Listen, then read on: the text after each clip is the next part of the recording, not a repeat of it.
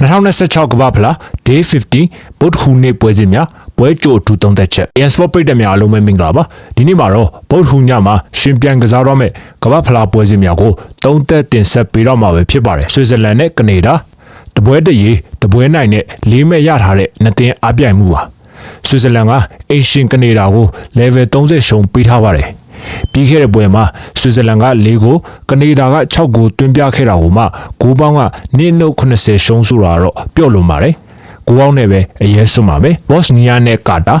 ဆွစ်ဇာလန်နဲ့ပွဲမှာကာတာဂိုးပေါင်းက3.50ဖွင့်ခဲ့ပါတယ်အခုပွဲမှာဂိုးပေါင်းက3လုံးသိဆိုတာကတော့ပြင်းတာကတော့ပြင်းပါတယ်ဘော့စနီးယားဟာရှေ့နှစ်ပွဲမှာကနေဒါကိုရောဆွစ်ဇာလန်ကိုရောဂိုးတွင်းခဲ့တာမို့ကာတာတို့ဂိုးပေးရမှာအသေးချပါပဲ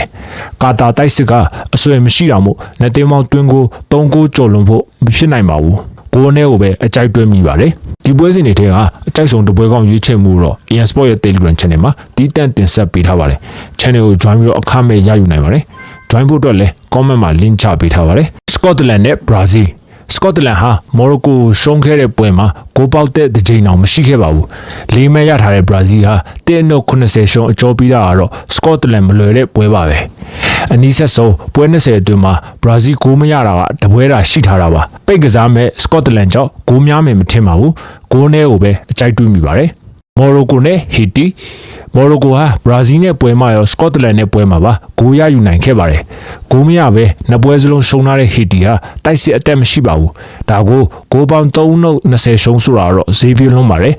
မော်ရိုကိုအကျိုးပေးမှုက2.20ရှုံးအကျိုးပေးမှုကြောင့်လဲဂိုးပေါင်းမြင့်နေတာဖြစ်နေနိုင်ပါတယ်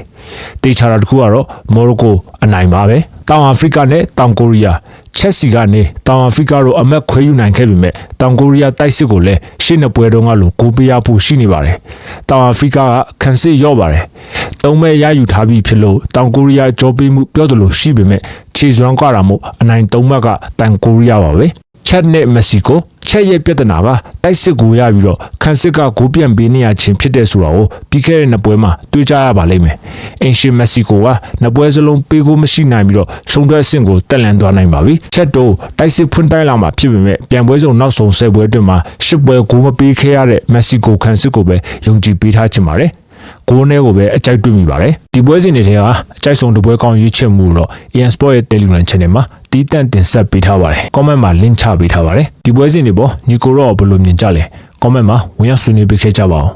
ကြည့်ရှုအားပေးခဲ့ကြတဲ့အတွက်အားလုံးကျေးဇူးတင်ပါတယ်ခင်ဗျာ